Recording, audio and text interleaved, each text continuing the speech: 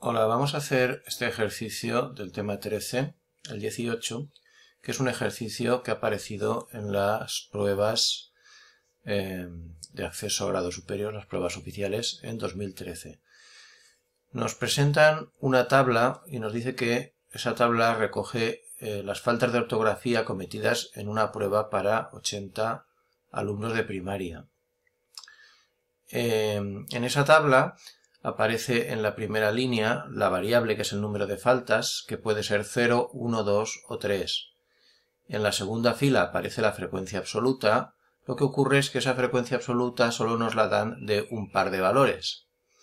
Y luego en la tercera fila aparece la frecuencia relativa de uno de los valores, del último del que no sabíamos la frecuencia absoluta. Lo primero que tenemos que tener claro es qué relación hay entre la frecuencia relativa y la frecuencia absoluta. Y esa relación es la que nos proporciona pues la fórmula que nos dice que la frecuencia relativa es igual a la frecuencia absoluta dividida entre el número de datos. Por lo tanto, con este dato que tenemos aquí, con este dato que tenemos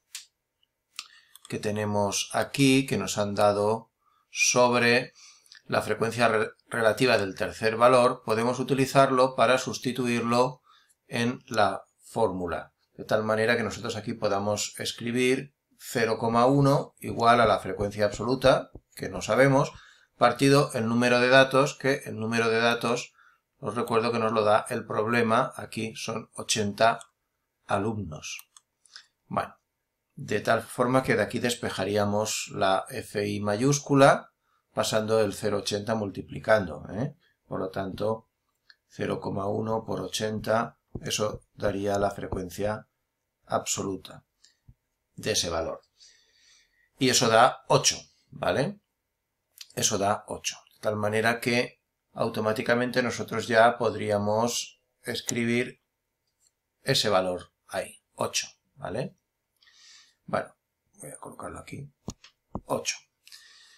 Ya tenemos calculado uno de los valores de la frecuencia absoluta. El que nos queda por conocer, el del valor de la frecuencia absoluta del 1, bastaría con restar de 80. Es decir, que bastaría con que nosotros pues hiciéramos, por ejemplo, pues 80 menos 16 menos 24 y menos 8, y eso pues nos da 32, y ese pues sería el valor de la frecuencia absoluta del valor 1, ¿vale? 32.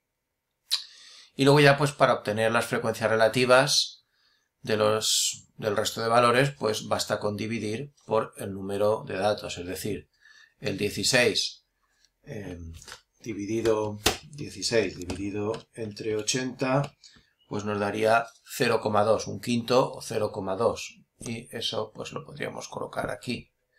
El 32 dividido 80, pues nos daría 0,4. 0,4. El 24 dividido 80, pues nos da 0,3, ¿vale?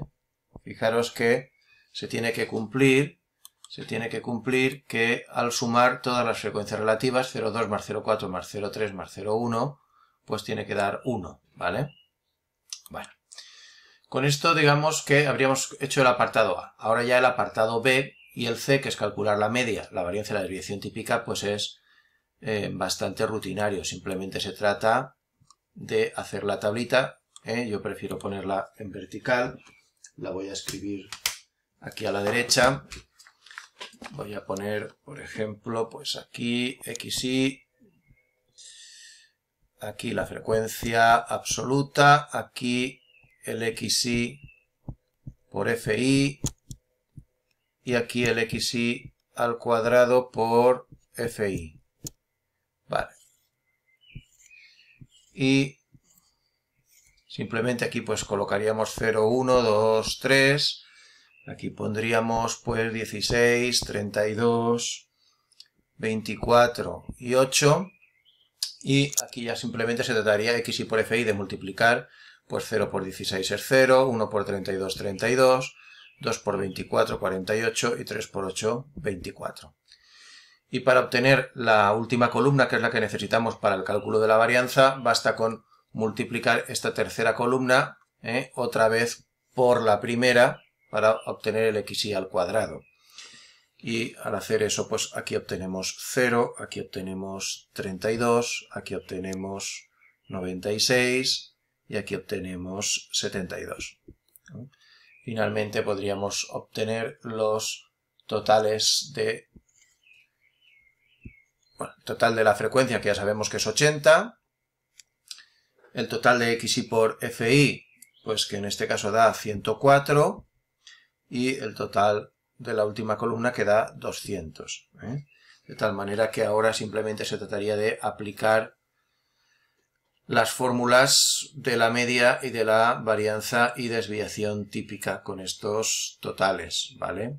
Voy a borrar aquí para que nos quede espacio sin perder la tabla para obtener esos parámetros.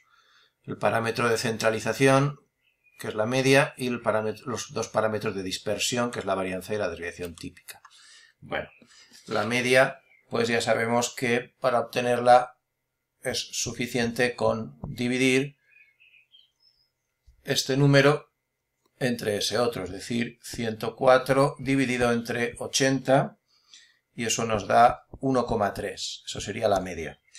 La varianza, pues la varianza se obtiene dividiendo este valor 200 entre este de aquí, 80, menos la media al cuadrado, ¿vale? Que es la que hemos calculado antes. Y eso pues nos da 0,81. Y finalmente la desviación típica, pues la desviación típica es únicamente la raíz cuadrada de la varianza, la raíz cuadrada de 0,81, que como es un número más pequeño que 1, pues nos da mayor que ese número, 0,9, ¿vale? Y ya estarían calculados los tres parámetros, ¿de acuerdo? Nos vemos.